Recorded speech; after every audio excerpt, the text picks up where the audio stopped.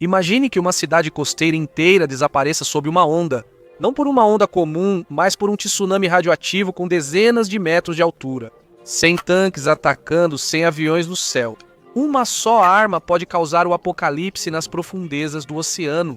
E isso é só uma parte do arsenal da Rússia. Superarmas e tecnologias decisivas em guerras. Bem-vindo ao canal Além das Fronteiras. Você está assistindo a primeira parte da série Superarmas das Potências.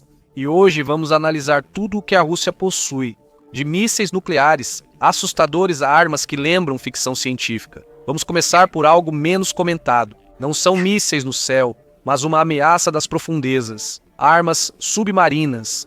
E entre elas, uma arma que por si só é um apocalipse das profundezas. Ameaças submarinas e Poseidon. Imagine uma arma que não vem do céu ou da terra, mas surge do mar, invisível a todos. É silenciosa, até que toda a cidade costeira se encontre sob uma onda gigantesca.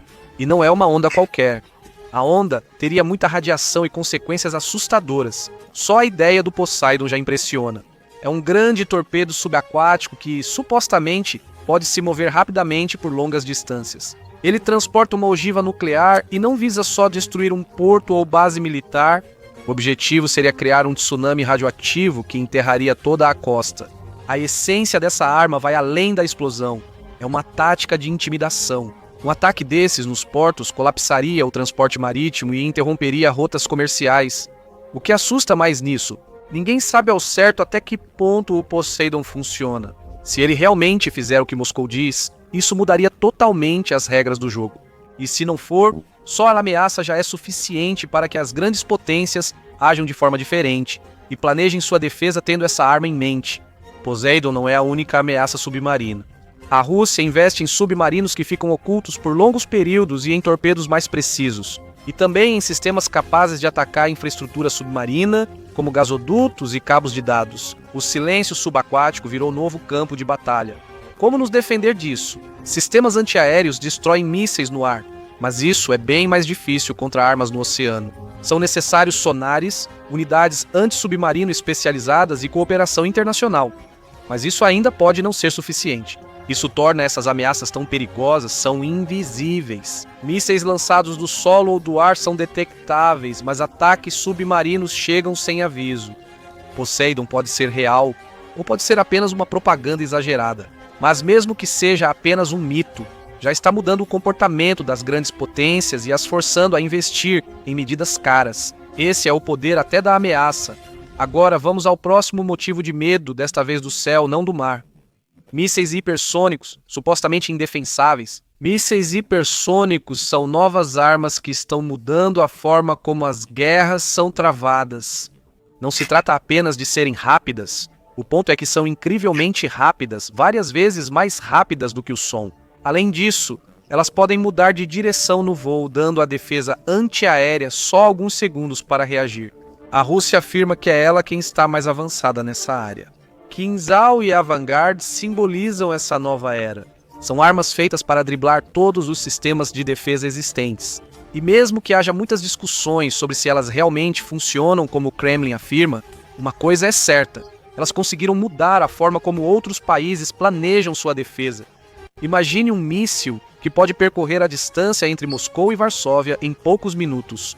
Não é um míssil balístico clássico que voa por uma trajetória fixa. Uma arma hipersônica consegue desviar levemente, mudar a altitude e a direção do voo para ser mais difícil de ser detectada. Isso torna a defesa muito difícil, quase impossível. Quando um míssil desse tipo é lançado, a defesa tem pouco tempo para reagir, às vezes minutos ou apenas segundos. Nesse tempo, tudo é decidido. Outro problema é que essas armas não são apenas sobre velocidade, mas também sobre psicologia. O país que as tem já obtém grande vantagem só por poder usá-las. Os estrategistas militares chamam isso de dissuasão, outros simplesmente chamam isso de medo. Mas nem tudo é tão perfeito quanto mostram as TVs russas. Mísseis hipersônicos são caros, complexos de fabricar e nem sempre precisos. Eles precisam de sensores e reconhecimento logístico. Sem isso, seriam só brinquedos caros, por isso a Rússia raramente os usa. Mais símbolo de poder do que arma comum. Pontes, centros de comando, Não são armas que mudam a linha de frente, mas armas que, ao atingir um único alvo, podem mudar o curso de toda a operação. Ao mesmo tempo, iniciaram corrida armamentista. Os países estão tentando desenvolver novos radares e sistemas que possam detectá-las, mas até agora sem sucesso total. As armas hipersônicas estão um passo à frente. Apesar dos esforços dos cientistas de ambos os lados, resta a dúvida: e se a velocidade já superou nossa capacidade de reação? Se quiser saber mais sobre armas hipersônicas russas, no canal Zahra Nikami, há um vídeo onde analiso esses sistemas em detalhes. Os mísseis hipersônicos são armas do futuro, mas a guerra ainda é decidida pelo que acontece na Terra. Agora veremos como a Rússia constrói seu poder sobre monstros de aço, símbolo de seu exército. Forças terrestres, o poder do aço e o tanque Armata. Nem todas as armas da Rússia voam ou navegam. Os tanques, antigos e tradicionais, simbolizaram força, disciplina e medo por décadas. No topo dessa tradição está o novo tanque russo T-14 Armata, sobre o qual se fala como uma revolução no combate moderno. Você está vendo a Armata durante um exercício. Estas são imagens divulgadas pelo Ministério da Defesa da Rússia. A Armata deveria ser a resposta para os tanques ocidentais como o Leopard e o Abrams. Ela é maior, mais pesada e, segundo a propaganda russa, também mais avançada tecnologicamente. Sua principal vantagem é a torre sem tripulação. A tripulação fica em uma cápsula segura na frente do veículo e controla tudo por câmeras e sensores. Na teoria, parece o tanque do futuro. Na prática, ficou claro que o futuro ainda demora. A Armata é muito cara. Cada unidade custa como vários tanques antigos. A produção foi frequentemente desacelerada e a maioria dos protótipos só participou de desfiles, não de combates. Na Ucrânia, onde podia mostrar força, quase não apareceu. Onde foi filmada, geralmente foi apenas uma demonstração de teste, não uma máquina de combate comum. O exército russo depende, na verdade, de modelos mais antigos. O T-90M é hoje o tanque moderno mais usado por eles e está presente nos combates. É uma versão aprimorada do antigo T-90 com blindagem melhorada, novos sensores e sistemas de controle de tiro. No front também lutam os T-80 e T-70 e dois originados na União Soviética. Alguns são modernizados, outros só recebem reparos provisórios. Isso revela o retrato das forças terrestres russas, novos projetos misturados a tanques antigos mantidos por improviso.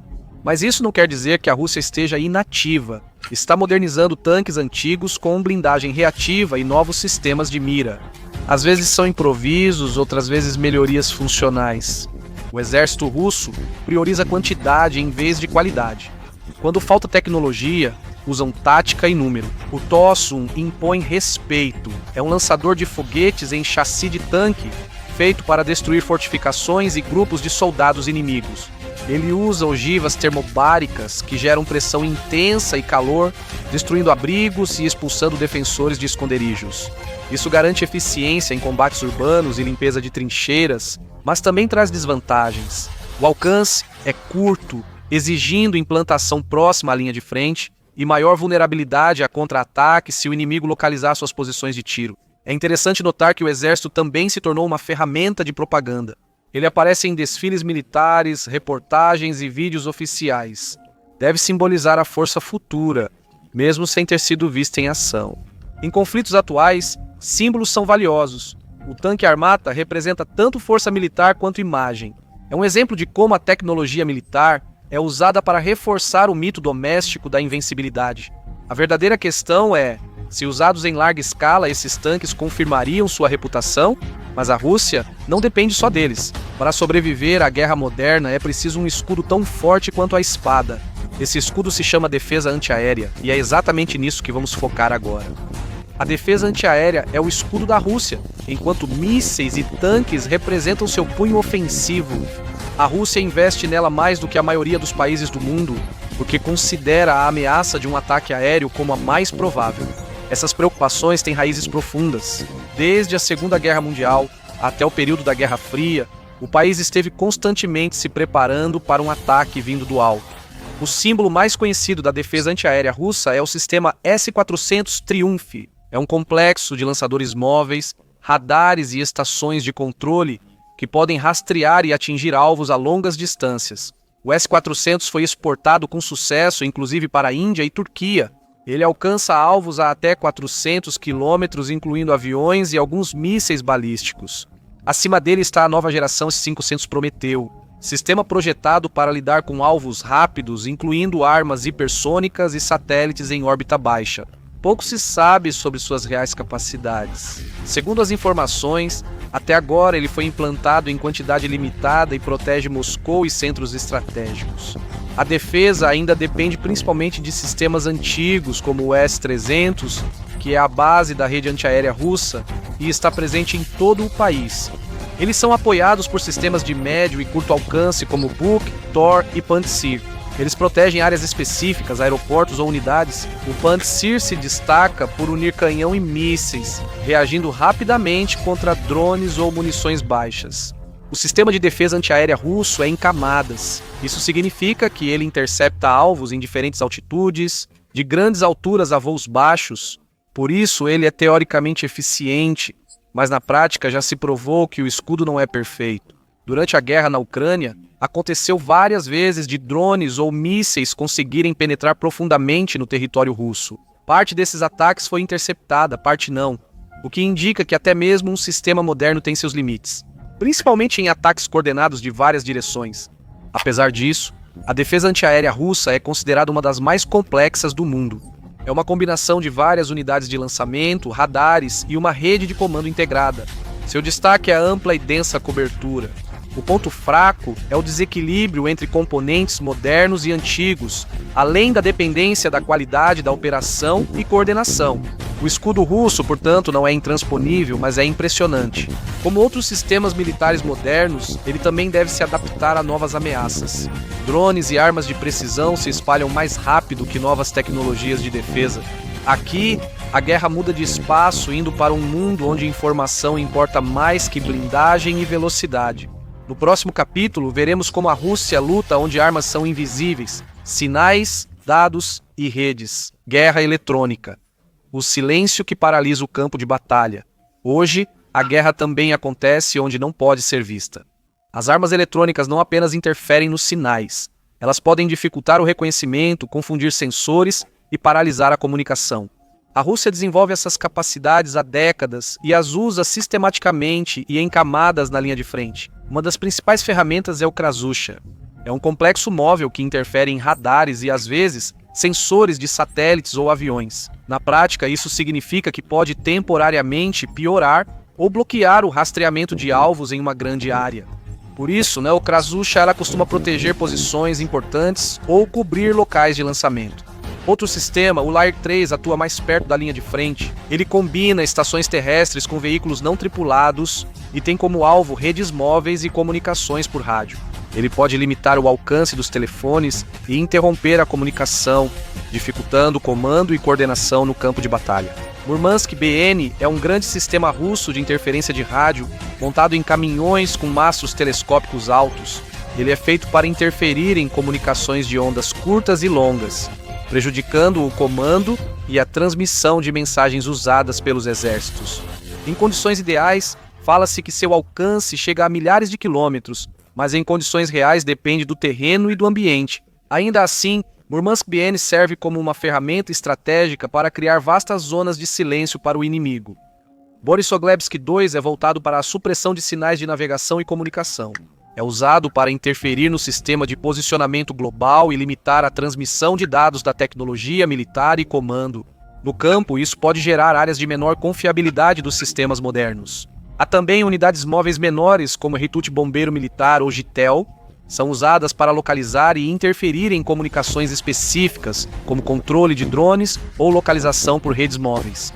Sua vantagem é a rápida implantação e mobilidade, criando rapidamente uma barreira eletrônica tática ao redor do alvo. No campo, a Rússia combina esses sistemas. Equipamentos grandes operam de longe, sistemas médios atuam perto da linha de frente e estações menores cobrem setores específicos. O resultado é uma espécie de clima eletromagnético. Locais onde a comunicação falha e sensores modernos não funcionam. Essa abordagem é eficaz, mas tem limitações. A interferência consome muita energia, e cobertura ampla requer dispositivos grandes e menos portáteis. Contramedidas e ataques precisos a essas estações podem acabar com sua influência. A Ucrânia e parceiros mostraram que até sistemas sofisticados podem ser localizados e atacados. O resultado é claro. A guerra eletrônica transforma o campo de batalha sem explosões. A conexão enfraquecida reduz a eficácia dos drones, complica o reconhecimento e desacelera o comando. Atualmente, as medidas de guerra eletrônica geralmente acompanham os ataques convencionais, não para destruição direta, mas para impedir reação rápida do inimigo. Por isso, esses sistemas são das ferramentas mais valiosas na guerra moderna. A guerra eletrônica pode abrir caminho para algo ainda mais perigoso: a arma de último recurso. Quando as comunicações são interrompidas, quando o comando não recebe informações confiáveis, as decisões se tornam mais rápidas e a margem para erro aumenta. No próximo capítulo, veremos o arsenal nuclear de Ruska. O que essas armas podem fazer, como são usadas e seus limites. Ainda não terminamos. Se você gostou deste vídeo, dê um like, isso vai ajudar a alcançar mais pessoas. Se quiser apoiar meu trabalho, contribua com um valor simbólico. Obrigado, seguimos em frente. Armas nucleares, último recurso. Armas nucleares representam força máxima na terminologia militar, não sendo usadas em guerras comuns. São meios destinados a dissuadir. A Rússia vê essas bases como essenciais para sua segurança e desenvolve capacidades difíceis de vulnerar e de uso rápido. O sistema nuclear russo é baseado em 3 pilares, que juntos formam um todo chamado tríade nuclear. O primeiro componente são os mísseis balísticos intercontinentais, que podem atingir alvos do outro lado do mundo. Sarmat são vetores potentes de longo alcance. Os mísseis móveis IARS, montados em chassis, são rapidamente deslocáveis e difíceis de neutralizar. O segundo pilar são os submarinos Borei com mísseis balísticos Bulava. Lançadores móveis difíceis de localizar aumentam a sobrevivência da força. O terceiro pilar são os bombardeiros estratégicos, que podem transportar ogivas nucleares e lançar mísseis a longa distância. É importante mudar a doutrina e o sistema de comando. As forças nucleares precisam estar preparadas para reagir rapidamente, mas ao mesmo tempo são limitadas por regras rigorosas de uso. Ao avaliar a ameaça, deve-se diferenciar armas nucleares estratégicas e táticas. As ogivas estratégicas são grandes, destinadas a causar danos em larga escala. As táticas são menores e projetadas para uso no campo de batalha. Tenho um vídeo no canal sobre armas nucleares russas onde analiso o tema em mais detalhes. Se quiser uma análise detalhada, lá tem tudo. E a Rússia possui armas capazes de destruir cidades inteiras, mas também sistemas que podem paralisar o inimigo sem disparar um único tiro. Ainda assim, a velha regra permanece. O poder é tão grande quanto você pode pagar e manter.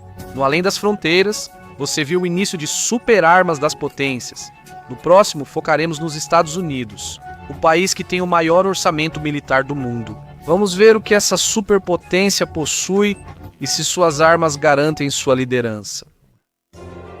Se você gostou do vídeo, ficarei grato por um like e não se esqueça de se inscrever para não perder os próximos vídeos em que estou trabalhando. Você pode apoiar meu trabalho agradecendo. Para alcançar mais pessoas, clique em recomendar. Muito obrigado.